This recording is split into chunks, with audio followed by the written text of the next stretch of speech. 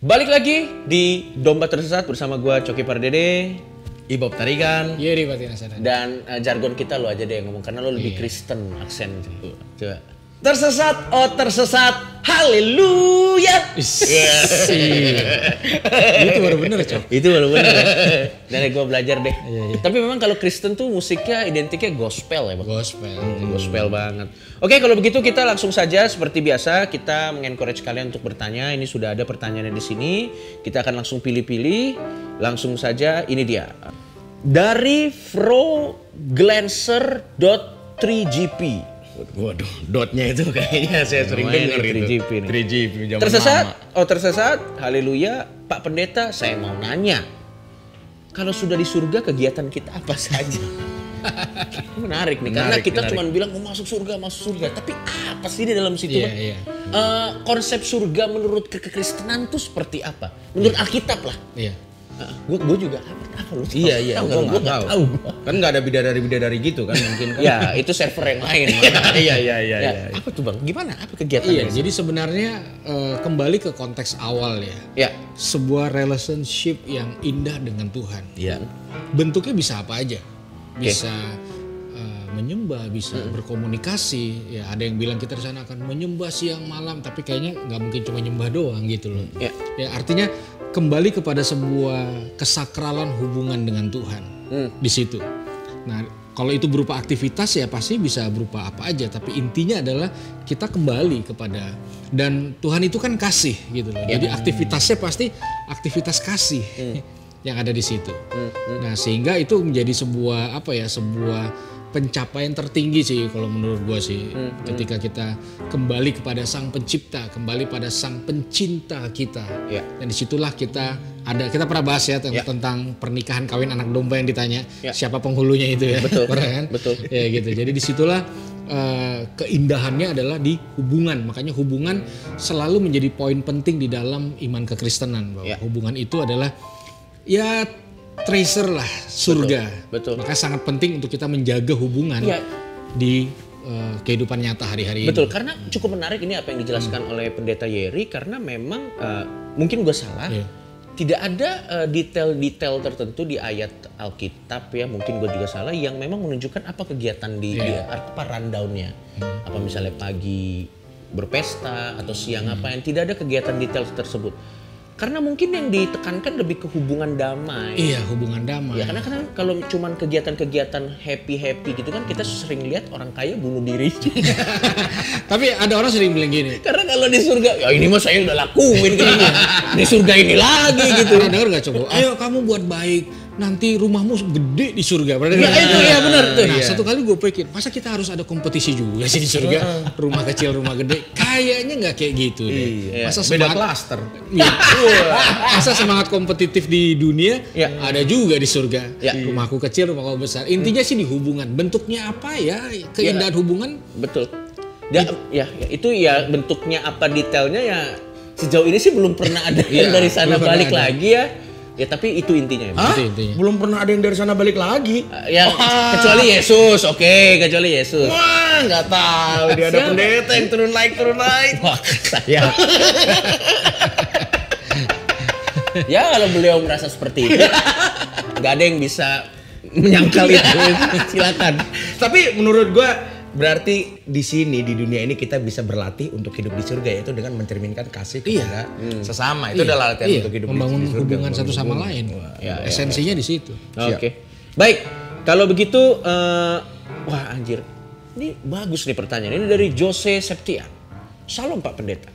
Kenapa banyak orang yang di luar Tuhan kerap kali Tuhan jumpai? Padahal kita yang Kristen tidak pernah merasakan itu. Oh, mujizat bertemu gitu ya? Iya, tapi itu banyak cerita banyak. Nah, itu gimana tuh? Jadi kan, Coba. iya kan, kadang kita sering dengar kesaksian kan, Iya. mimpi ketemu, digendong-gendong. Betul. Orang yang di gereja minder Dielus-elus. sih. Saya udah mimpi-mimpi bas. Yang sebenarnya reaksi tubuh biologis. Iya, Nah, itu kenapa terjadi kayak gitu? Ya, jadi gini sebenarnya. Ada sebuah ilustrasi ya. Iya. Kalau ada satu ekor monyet naik ke atas pohon kelapa, nah waktu dia turun itu kepalanya dulu atau pantatnya dulu Nah, itu kan. Iya. Jawabannya adalah ya terserah monyetnya lah. Iya juga sih. Ya kan? Terus kenapa ditanya? Ngapain gua mikir? Saya sempat berpikir beberapa detik tadi. Ada hal-hal yang dibuka sama Tuhan, tapi ada hal-hal yang memang tersembunyi. Maksudnya semua knowledge kita mau peres otak kita, logik kita, literatur sejarah nggak akan ketemu karena memang tersembunyi. Ya. Gitu. Jadi kita mesti membiasakan sebagai ciptaan bukan pencipta, respect sama kedaulatan Tuhan. Gitu. Kayak misalnya hari ini lo berdoa, Tuhan Yesus hujan. Terus gue berdoa, Tuhan jangan hujan. Nah dia denger yang mana? Ya terserah dia lah. Iya. Itu pentingnya kita melihat sebuah kedaulatan Tuhan, termasuk bagaimana cara Tuhan memperkenalkan dirinya sama hidup seseorang. Betul. Dan sebenarnya pada saat itu menjadi kompetisi atau jadi ada iri yang timbul dari situ, jadi semangatnya nggak sehat ya. Iya. Perpecahan bahkan di gereja itu ya. Betul. Atau di jemaat itu. Betul. Kalaupun nanti bisa dia cerita saya dipanggil Tuhan ke situ, disirikin. Ada grup WhatsApp yang nggak ada dia. Jadi Tuhan tuh nggak punya anak emas. Tuhan nggak punya anak emas. Semua kita sama di mata Tuhan. Oke. Iya. Ya udah. Berarti nah mungkin ini dia mungkin salah satu yang merasa kok saya tidak pernah merasa itu Ya, apa. bukan berarti Tuhan tidak sayang. Betul. Gitu. Atau mungkin bukan prioritas, bahkan bukan prioritas karena mungkin menurut Tuhan ini spekulasi ya. Karena mungkin menurut Tuhan dia lagi nggak kenapa-napa gitu. Iya. Kalau gue yang gue inget ini anak yang pergi sama anak sulung. Iya. Ya. Nah, ya kan yang pergi kan dikasih apa sama bapaknya. Terus terakhir ini kan anak sulungnya ngomong, Ya.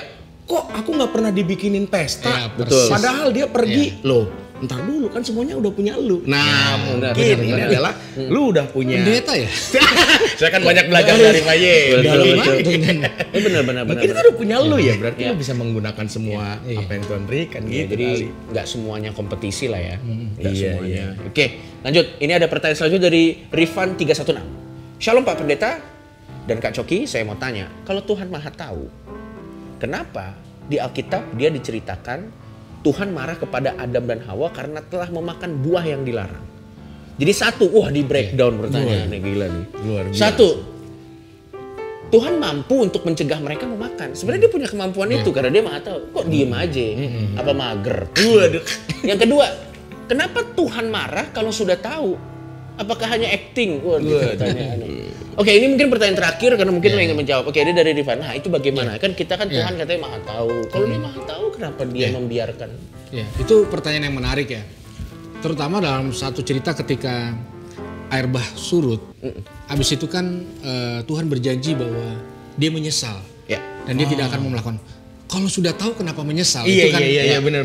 Kontrak logika, itu, ya. Jadi sebenarnya gini, waktu Tuhan dalam kekekalan dan dalam pengetahuan dia semuanya, dia tetap merespek kehendak bebas kita. Oke. Gitu. Dia nggak menciptakan robot. Jadi nggak ada orang bisa paksa kita ke surga, nggak ada orang bisa paksa kita ke neraka, nggak ada. Itu semua berdasarkan keputusan kita. Dan Tuhan menghormati kita sebagai ciptaan yang bukan di dalam sebuah kontrol. Ya, itu makanya bahkan si setan pun bisa memberontak. Iya. Karena itu bagian dari free will. Iya. Jadi, walaupun ada konsekuensinya. Ada konsekuensi. Jadi kalau seseorang memutuskan untuk menolak, dia menghormati itu. Oke. Dia tidak memaksa, dia tidak melakukan, sekalipun dia tahu dalam kekekalan Yudas pasti mengkhianati dia. Tapi itu tidak mengurangi respeknya dan tidak mengurangi cintanya. Gitu. Jadi penting banget namanya kehendak bebas itu. Nah, makanya waktu Yesus melakukan pelayanan pertama ketika setelah dibaptis dia bilang gini, biarlah apapun boleh terjadi, tapi biarlah kehendakmu yang jadi. Jadi dia serahkan kehendak bebasnya. Nah di Taman Getsemani juga dia lakukan itu. Kalau boleh cawan ini berlalu, tapi biarlah kehendakmu yang jadi, kehendak bebas.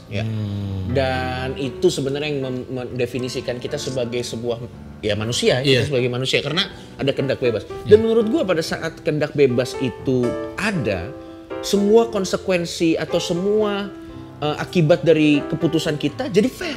Iya. Karena kehendak bebas. Betul. Ya udah itu kan itu konsekuensi. Jadi kita bisa stres tuh. Iya, betul. Tapi kalau bukan kehendak bebas kan kita bisa lempar. Orang saya sudah nyalahin ya. Iya, betul. Tuhan yang geser saya ke kiri, Tuhan geser saya ke kanan. Berarti ternyata sepenting itu ya. Sepenting itu. Nilai dari kehendak bebas dalam Alkitab. Ya, dan di situ dia bisa merespek orang-orang yang memutuskan mungkin yang berbeda dari kehendak bebasnya, tapi dianya tetap konsisten untuk tetap menerima dan mengasihi. Iya, luar biasa. Luar biasa sekali. Kalau begitu kehendak bebas Anda juga untuk email email domba tersesat untuk misalnya kita masih membuka kalau misalnya ada orang yang mau kita datengin ya untuk Ghost to Church ya.